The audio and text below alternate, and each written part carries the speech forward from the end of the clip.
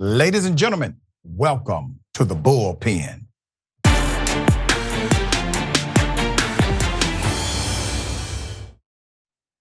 He's back.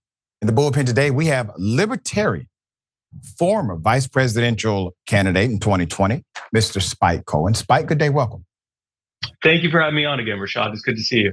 Good to see you too, dear brother. Let's talk about, because it's the holidays, I want to talk about this emergence, this connection with major political candidates, presidential and non-presidential. Some toying with the idea and others are directly proclaiming it, that we need to basically abandon the principles of the Constitution, abandon the principle of separation of church and state, and we need to go ahead and declare ourselves to be a fully Christian nation. And naturally, some people are under the impression that we are already a Christian nation. What is your thought about that? What's the libertarian stance on it? Right. So the purpose of the American government under the Constitution is to create statutory limitations for the government in affirmation of our lives, our rights, and our property. It's in the Declaration of Independence. It's in the Constitution. And ironically enough, those proclamations and that Constitution was heavily informed by the Lockean principles of property rights, which were informed by the Christian Enlightenment. So it's very interesting that now there are people saying they want to abandon that for Christianity, when it was actually, at least in the West, it was Christianity that led to the Enlightenment period and the concept of property rights that ultimately led to the creation of the Constitution. You know, you're so correct, dear brother. I know a little history about this. And I want to pose this question. Where do you think it went off kilter? Because literally you had this movement that was led by, I would say it was still very misguided in some areas, obviously, but they were trying to break away from what we would know as a form of theocratic government or religious rule government in order to expand independent rights. How do you think that transitioned and transformed over time? I think it's just the reality of power, man. I think anytime that you have the creation of a government or a centralization of power, it is always going to, unless we keep constant vigilance, it is always going to creep its way towards greater centralization of power and greater authoritarianism, whether it is a theocratic authoritarianism or fascism or communism or socialism or anything else. It's going to work its way towards that because power exists to feed and create itself. And so, that is why even the founders, Benjamin Franklin amongst them, said, if we aren't constantly vigilant to protect the rights that are affirmed and protected under the Constitution, we're going to end up replacing the British Crown with something far worse. Yeah. Libertarians, and I say this often, I'm progressive enough to where I meet libertarians on the other side of the circle, right? So we actually have some things that we share values-wise in common. But there seems to be this extreme detachment from what the Republican platform historically has been, small government, fiscal responsibility, et cetera, to now government takeover. I'm going to give you an example, and I'm providing this example because libertarians, in my opinion, you all have always, at least, even if I disagree with the political stance or the policy dynamic, you all have always been authentic in your approach to them. So let's talk about big government, small government. One of the hallmarks of the libertarian movement, libertarian platform, is a smaller government, more independent rights, which is fine. Republicans used to echo the same thing. It used to be part of the actual platform of the Republican National Committee. It is there in word only because you have massive government takeover happening by way of Republican governors and echoed now by presidential candidate hopefuls to enhance those governmental takeovers. What has the libertarian response been to some of this policy rhetoric coming from the Republican ranks?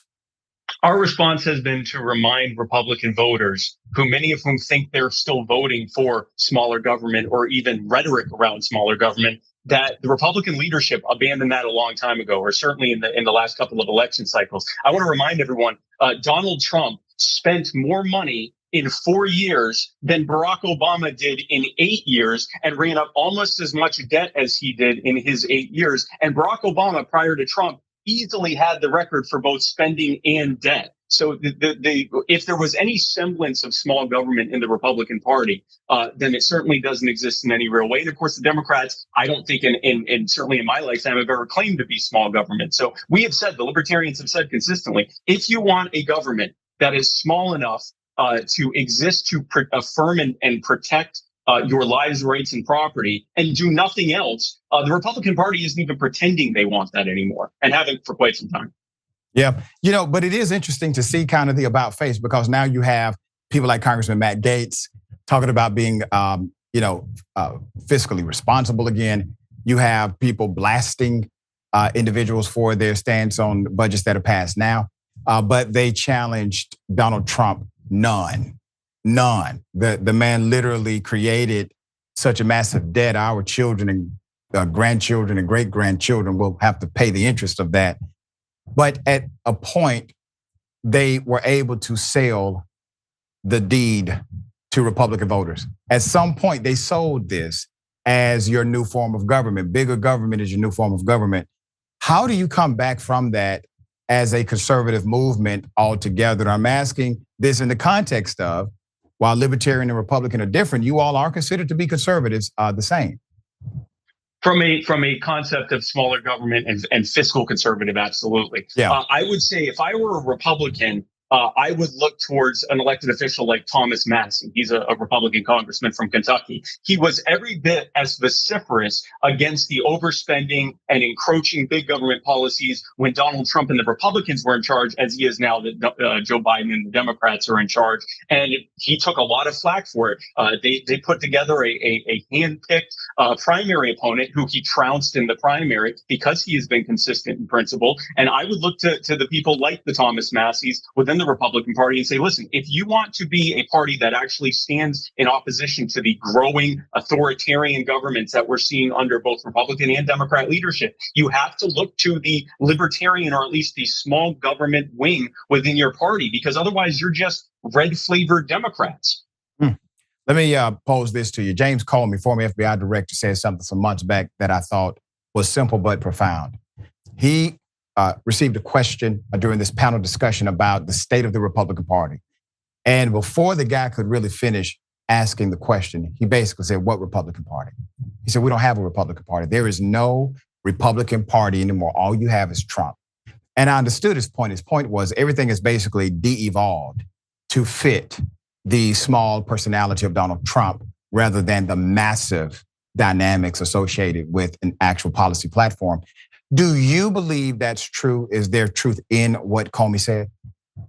I think Donald Trump has done an incredible job of reshaping the Republican Party to exist as, at least for as long as he's involved in it, as his party. I mean, he's fantastic at branding. He's fantastic at reframing the narrative, and he's essentially created a political cult of personality. I would be remiss, since you mentioned James Comey and the FBI, anytime the mention of the FBI comes up, I would be remiss not to mention the fact that the FBI is a domestic terrorist organization that was created illegally for the purpose of squelching political opposition. They killed Martin Luther King. They killed Fred Hampton. They killed Viola Liozzi. The best day to have ended the FBI was the day after it was created, and the second best time is now. You get no complaint from me on the FBI dynamic. We literally just reported on more extreme behavior being exposed by the FBI, and more things are coming out even about J. Edgar Hoover, who somehow is still honored by the FBI. I don't understand that. So you definitely can see the trend that's taking place. And the reason why I brought Comey up is because he's still a Republican. He's a conservative, right? He's a lifelong conservative according to him. But there's this dynamic of we really don't have a platform any longer. When libertarians are in power, when libertarians get into office, what changes? What changes, we no longer rob the American people of trillions of dollars and hand it off to multinational corporations and foreign governments and big government agencies here and abroad. We don't destroy the lives and livelihoods of the American people with burdensome regulations that we exempt ourselves and our corporate buddies from. We don't create trillions of dollars in debt in the names of not just Americans now, but future generations that haven't even been born yet. We don't have the Federal Reserve create trillions of dollars out of thin air in order to finance that debt which leads to the devaluation of our currency and the massive increase to the cost of living that we see every day. In short, we put your life back in your hands because we know that you know how to live your life better than we ever could, and we will stop trying to rob people blind to the political scam that we see today. You know, Spike, you are an authentic individual. Typically, when I have debates or conversations, interviews with libertarians, you all do not gaslight. You believe what you believe. You actually are looking at policy rather than just what somebody said and repeating it because it's a talking point. And with that being said, now I wouldn't vote for you, but I would like to see you run for president. No, I'm just telling you, I wouldn't vote for you, but I would like, listen, and here's why. I'm going to tell you why I would like to see you run for president. Okay. Because there has to be an alternative to the Republican establishment, and I offer it in this spirit.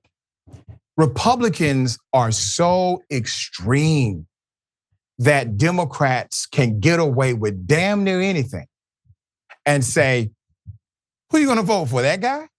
Exactly. Right? So are you looking to possibly put your hat in the ring in the libertarian field? I have not ruled it out, and I will say that no matter who the Libertarian Party picks, it's going to be a far cry better than anything that anyone else is running. And I agree with you, except for the part about not voting for me. But I agree with you with the reality that both parties are able to play this endless good cop, bad cop routine game of saying, oh, if you don't vote for me, you're going to get that guy who I work with every single day to screw That's you right. over, but you're going to get that guy over there. And the thing to remember about good cop, bad cop routines, they're both cops.